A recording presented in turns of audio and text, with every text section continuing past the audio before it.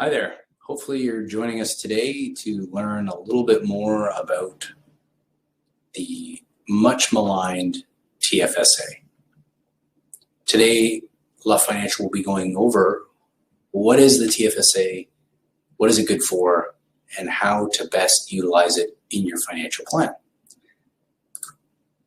My name's Robert Luft, and my team and I hope that you can start to enjoy successively these webinars that we're going to produce for our website so that you can continue your financial learning remotely, even if you're not here in the office with your advisor or in a Zoom meeting or Teams meeting directly with them.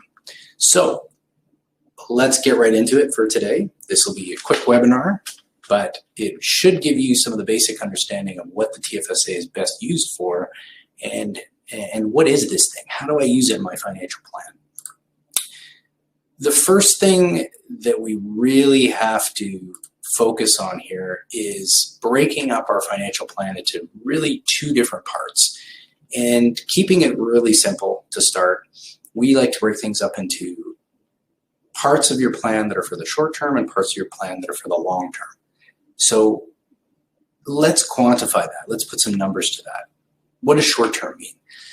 Well, really, we like to say that if you've got $1 and you might need that dollar and you might need to have access to that dollar and all the capital back with no risk within a 3-year time period, then you're really talking about a short term. You say to me, 3 years? That seems like a long time.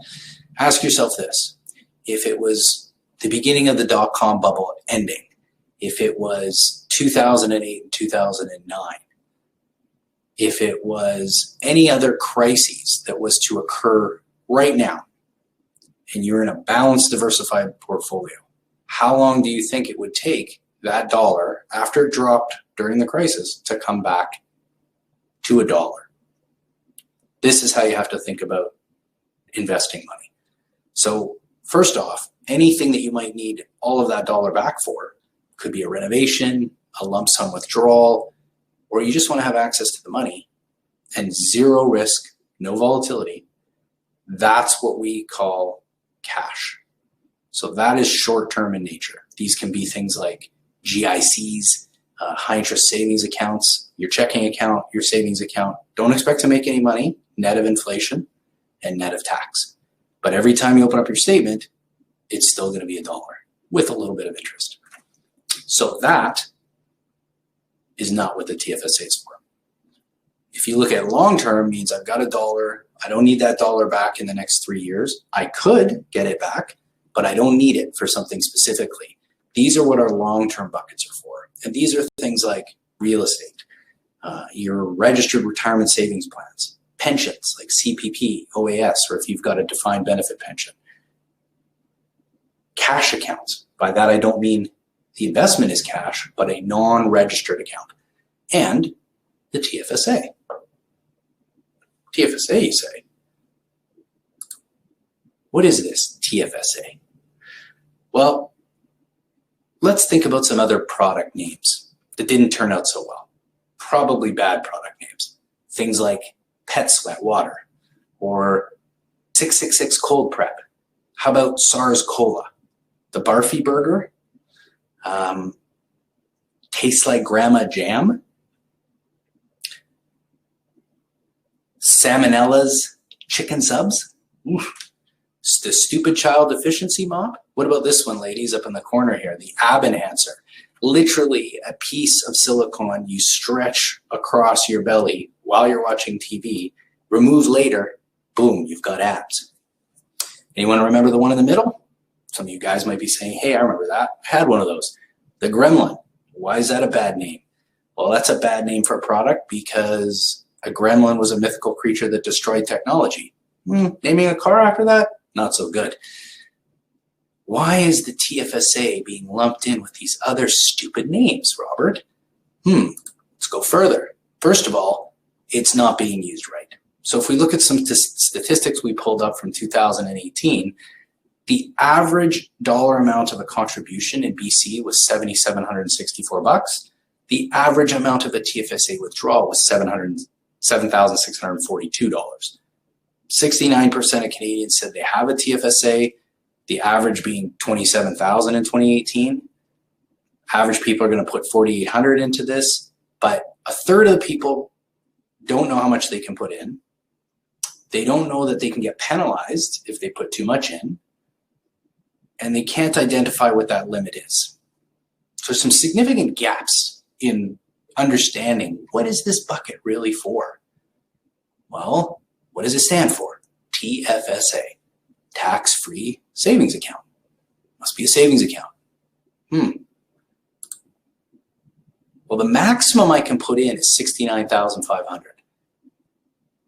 Contribution, not value. I can put in $6,000 a year. If I miss out, I don't lose a room. I can keep putting it in, but I don't get a tax deduction like an RSP. But I don't pay any tax when I take it out. If it grows, I don't pay any tax. If I die, it can get contributed to my spouse on survival, tax-free. And I can hold anything that an RSP can hold. So let's look at the TFSA then as a savings account. I've got $69,500 in there, Robert, sitting around. I'm in a 30% tax bracket, so I generally make less than $97,000 a year, and I put it in a high interest savings account. Now, 1%, you say, where can I get that? Well, not in this current environment, but let's just say you could lock it into a GIC at 1% for a year. So on $69,500 at 1%, you'd make $695. And you're in a 30% tax bracket. So I save tax. How much? 30% of $695. How much is that? $208.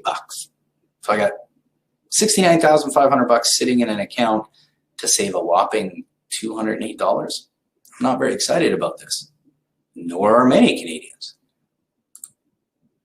because it's not a savings account. It's actually pretty useless, as you see, as a savings account. So we're going to rename it. In your bucket list, this should be considered your tax-free investment account. It's not good for savings. So say you just put it in a diversified portfolio. What does that mean? Let's say 60% of it's in stocks, 20% Canada, 20% US, 20% international, and 40% of it's there for income, bonds, mortgages, preferred shares, commercial real estate. Nice and diversified, like a pension. And say you're pessimistic and you say from here on forward, I'm only going to get 4%. Well, if I make 4% a year on average on $69,500, I'd make $2,780 at 4%. And if I'm in a 30% tax bracket, now I'm saving $834. So what you can see is you should not put cash in your TFSA. Cash is for your short-term liquidity. Leave that in your bank account. Leave that in your Tangerine high interest savings account. But your TFSA should be full of things that can grow. What if you really want to grow? Well, then put those things in the TFSA. Here's what we like to say. We're going to call it a tax-free investment account. We're going to harvest those gains, either now or in retirement. So say I'm in a balanced growth or a growth portfolio. Every year that portfolio makes money, if it makes money, I'm going to take that money out. How much tax will I pay? Nothing. I could actually take it out in December and put it all back in January. So if I make 4% in any given year, that's $2,780 tax-free. What if myself and my spouse have one of these? That's $2,780 each, tax-free. This sounds like the greatest thing since sliced bread. It is. So use it while it's there. So what if I pass away before I get to start harvesting my TFSA? Well, guess what? You can make your spouse a successor holder. It's different than a beneficiary, because if you die, the whole TFSA rolls into your spouse's name and they now get the room. So that's double the $69,500 that you can put in. What about if you don't have a spouse? You can name any beneficiary you want. That person will get the proceeds of your TFSA tax-free, no probate, and it doesn't go through the will. So as you can see, we believe that TFSA is probably one of the most important investment buckets you can use. For further information, feel free to call our team, 604-739-8575. Better yet, check out our website, www.luftfinancial.com, or just drop us a line and an email contact. We're here for you to answer any questions, and I hope that you found today's seminar enjoyable and educational.